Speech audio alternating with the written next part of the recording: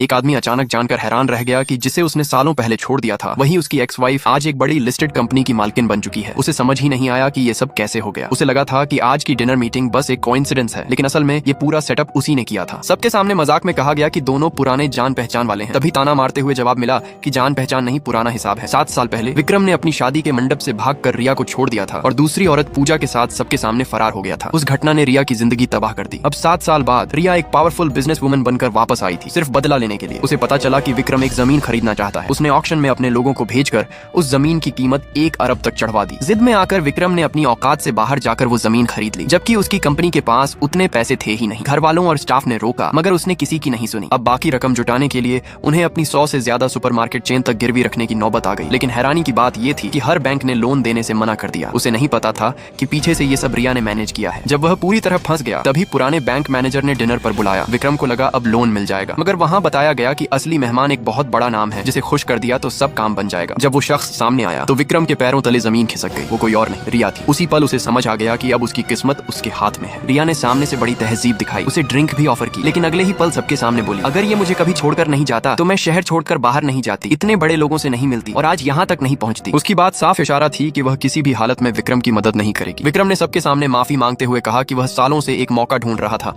ताकि उससे सॉरी कह सके। फिर बोला कि शायद कितनी भी माफी मांग लूं, तुम मुझे कभी माफ नहीं करोगी। रिया ने ठंडे लहजे में जवाब दिया, बिल्कुल नहीं। बेइज्जती के बाद वह गुस्से में वहाँ से निकल गया। कुछ समय बाद उसे पता चला कि उसका बड़ा भाई रिया को पसंद करने लगा है। उसे यकीन हो गया कि ये भी उसी की कोई चाल है। उसने जाकर अपनी मौजूदा पत्नी पूजा को सब बता दिया और कहा कि ये रिश्ता हर हाल में रोका जाएगा। इसी बात पर दोनों भाइयों में झगड़ा हो गया। बड़े भाई ने टकराव से बचने के लिए चेयरमैन का पद छोड़ दिया, लेकिन इसके बाद विक्रम और बेलगाम हो गया। उसने सीक्रेटली एक रीडेवलपमेंट प्रोजेक्ट शुरू किया जिसमें झुग्गी बस्ती हटाई जानी थी। उसे पता था कि उसके ससुर का घर भी उसी इलाके में है, फिर भी उसने डिमोलिशन रुकवाया नहीं। कार्रवाई के दौरान हादसा हुआ और उसके बीमार ससुर की मौके पर मौत हो गई। जब परिवार अस्पताल पहुंचा तब तक बहुत देर हो चुकी थी। पूजा को जैसे सब कुछ खत्म होता दिखा। पति को सामने देखकर वह टूट गई और रोते हुए बोली, आज मेरे पापा का बर्थडे था, देखो तुमने क्या कर दिया। उसे अपनी पुरानी गलती पर पछतावा होने लगा। अगर उसने शादी वाले दिन उसके साथ भागने का फैसला न लिया होता तो शायद आज उसके पिता जिंदा होते। विक्रम घर आकर दरवाजा खटखटाता रहा, बच्चों का वास्ता देता रहा, लेकिन अंदर से सिर्फ एक जवाब आया, तलाक चाहिए। घबराकर वह बड़े भाई के पास मदद मांगने गया, मगर भाई अब उससे पूरी तरह निराश हो चुका था। उसने उसकी बात सुने बिना दरवाजा बंद कर दिया। उसी दिन उसे एहसास हुआ कि अब उसके साथ कोई नहीं है। जब बड़ा भाई पूजा से मिलने गया,